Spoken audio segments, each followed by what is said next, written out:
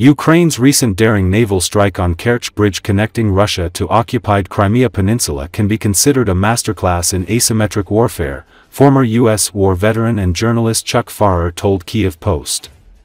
The explosion that occurred in early hours of June 3 disrupted lifeline and vital supply routes to Crimea.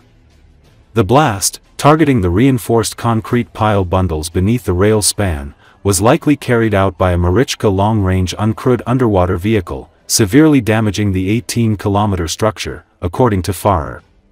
Ukraine's Security Service, SBU, maneuvered the stealthy 6-meter Marichka UUV, capable of traveling 1,000 kilometers to the bridge's vulnerable underside.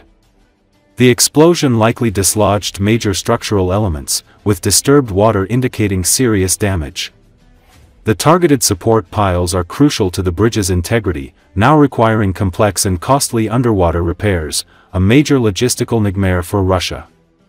The attack on Crimea Bridge follows SBU's large-scale operation codenamed Spiderweb, which destroyed over 40 Russian strategic bombers in 4 military airfields across Russia on Sunday. The operation disabled 34% of Russia's Black Sea cruise missile carriers.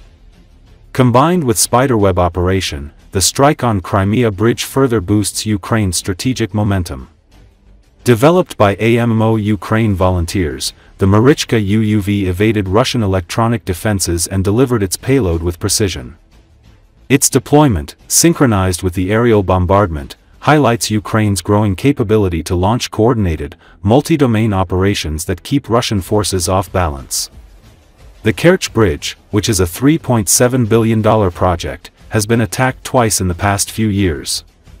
However, the recent attack hits harder, reminding Moscow that no infrastructure is untouchable.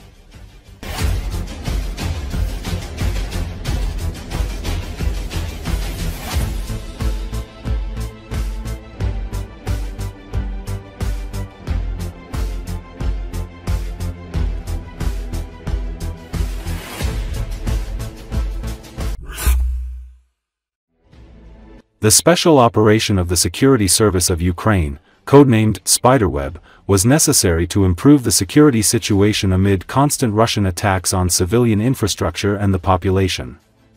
This could happen again, Ukrainian Prime Minister Denis Shmyhal told France 24. According to the head of government, for Ukraine this was a very targeted military operation, especially against the backdrop of negotiations that are not bringing progress. We have been proposing a complete ceasefire for 2 months now, and the Russians still do not agree. They continue to attack Ukraine every night, every day. There are constant missile and drone attacks on civilian infrastructure. Therefore, we have no choice, we must destroy their military potential and not give them the opportunity to do this, Shmyhal noted. Webb proves that innovation and new technologies play a decisive role in this war, the Prime Minister added. Shmyhal notes that technologies are changing the battlefield. Moreover, he stated that Ukraine has many other ideas to improve this capability. He noted, "This is not just an episode, it can happen again. We continue to work hard. You can already see the results in the Black Sea, and we are clearing our airspace of Russian bombers." At the same time, he noted that Ukraine needs long-range missiles from its allies to destroy Russian logistics in the occupied territories and near the border. Operation Spiderweb was a large-scale attack by SBU and GUR drones on Russian air bases on June 1, 2025. The strikes destroyed or damaged at least 13 strategic aircraft, including Tu-95, Tu-160, and A-50. It was one of Ukraine's most successful air operations, demonstrating Russia's vulnerability deep in the rear and reducing its ability to launch missile strikes.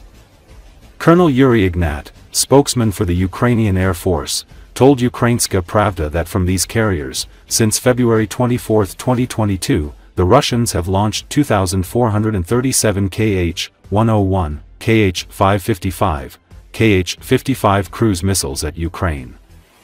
Of these, 1,916 were shot down. This is the result of truly effective work by the air defense, all the defense forces, specifically against cruise missiles. At the same time, a considerable number, about 500, reached their targets or were not shot down, Ignat noted. In addition, he added, during the SBU operation, Web 2-22M3 bombers armed with Kh-22 and Kh-32 missiles were also hit. The Russians used more than 400 of these missiles against Ukraine and only a few were intercepted by air defense. Because the Kh-22 missile is one of the most powerful, it has a warhead of over 900 kilograms. In addition, it is one of the least accurate missiles.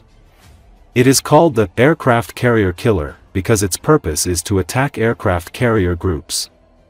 The enemy has repeatedly attacked cities with a population of over 1 million, causing enormous harm to the population. There were many victims of this missile, the Air Force press secretary explained.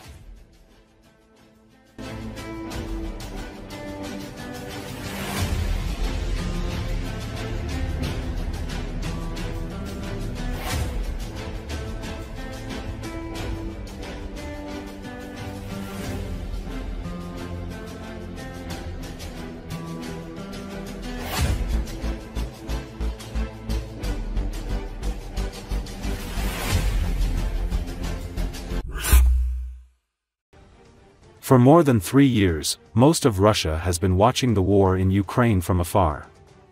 However, now Russians say that the war has reached their doorstep. This is stated in the article of the publication Radio Liberty. It is known that on June 1, drones struck air bases in the Irkutsk, Murmansk, Ryazan and Ivanova regions of the Russian Federation, shocking Russian authorities and citizens. It was hell, said residents of the Irkutsk region on the air of the Siberian Realities program. In particular, in Siberia, which is located 4,000 kilometers from the scene of the events, residents were shocked by such attacks. Now the war has reached us, they said.